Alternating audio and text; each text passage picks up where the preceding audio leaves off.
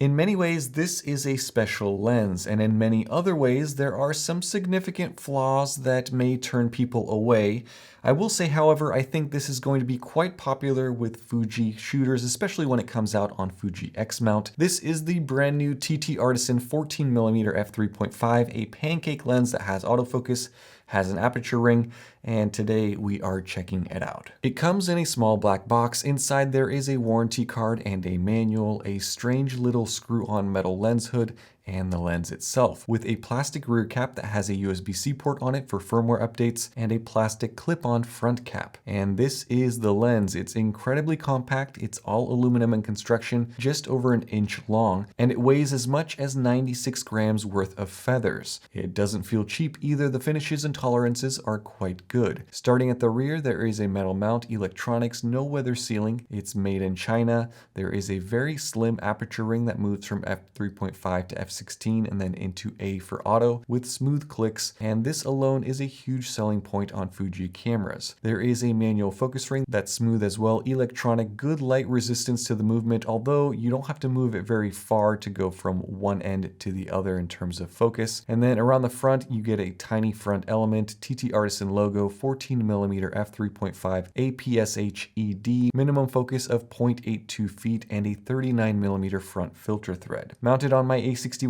this is a compact, pocketable setup, and this is one of the reasons it will appeal to Fuji owners. Pancake lenses are always pretty hot in that camp, and there's not a lot of ultra-wide pancakes, especially ones with dedicated aperture controls. Now, I'm going to discuss the optics of this lens, and all of these samples are taken with my A6100. They are unedited and they are straight out of the camera.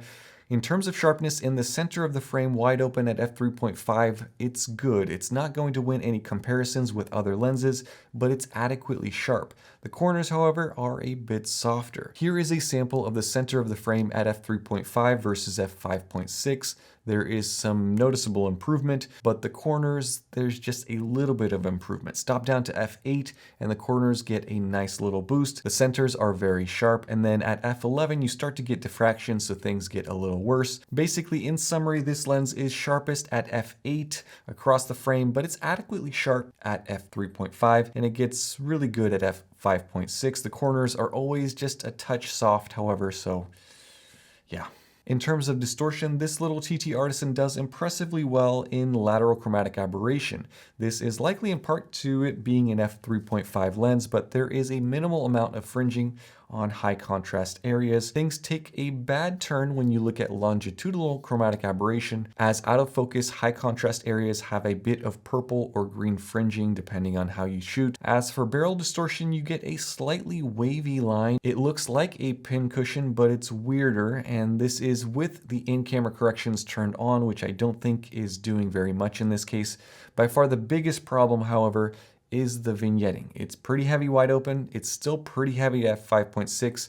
It gets better at f8 just a little bit, but it seems to be there no matter what your aperture ring is set to. This is obviously fixable in post, but unlike most lenses where at a certain f-stop it goes away, with this TT Artisan it really never does. The colors and the contrast levels are pretty good wide open. They get really good at f5.6. I didn't notice any color cast, but I did notice some pretty strong flaring. It's wild. I think that some may think it looks cool, others won't like it, and this is without the lens hood, which doesn't seem to do much for flare anyway. There is a lot of focus breathing with this lens. You can see that not only in this clip, but as the autofocus moves in and out and you're trying to capture a shot. And I have to talk about the autofocus because this, besides the vignetting, is a weak point of this lens. Now, I've had this lens for months at this point, but TT Artisan wasn't happy with the autofocus performance initially, and so they said that they would do a firmware update, and they said, well, never mind, and then they said, well, okay, now we are going to do a firmware update, and so it kind of just sat on my shelf, and I didn't use it for 2 months, I don't know, a long time. I waited to do this review until the most recent firmware update, and still the autofocus is just okay. It gets the job done 85% of the time, but especially for kids who move around a lot, it misses a lot of the action. For most static subjects, and certainly if you stop this lens down, you should be just fine for most photos, but I wouldn't use this lens for video, or at least I wouldn't rely on its autofocus system for video work. So let's talk about this lens and where it stands. Obviously, optically, there are some shortcomings. However, I still think that there is an appeal here that will draw a lot of people to this lens. First, there's not a whole bunch out there like it. For Sony, you have the 16mm Pancake, which is at this point more than a decade old. Optically, it was not great from the beginning, no aperture ring, and it's not quite as wide as this TT Artisan. Then if you compare this lens to an optically superior one, you'd be looking at something like the Viltrox 13mm f1.4, which is amazing, but the lens is positively huge in comparison to this Pancake. Then there is the Rokinon 12mm, which is bigger in size, but not huge. However, that lens is triple the price. So for $129 US, I think that this lens is going to be one that sells, but let me know what you guys think down in the comments section. I'll leave a link to this lens if you guys do want to pick it up and check out pricing and specs and all that fun stuff. Since I haven't done one in a while, I haven't done a giveaway, I will pick a random comment down in the comment section to give this lens to 3 days from today. So all you have to do is add the word smoothie, S-M-O-O-T-H-I-E, to your comment, so I know that you are a real fan and you watched this video all the way to the end. Thank you guys so much for watching. Stay tuned for more. Have a nice day. Bye-bye.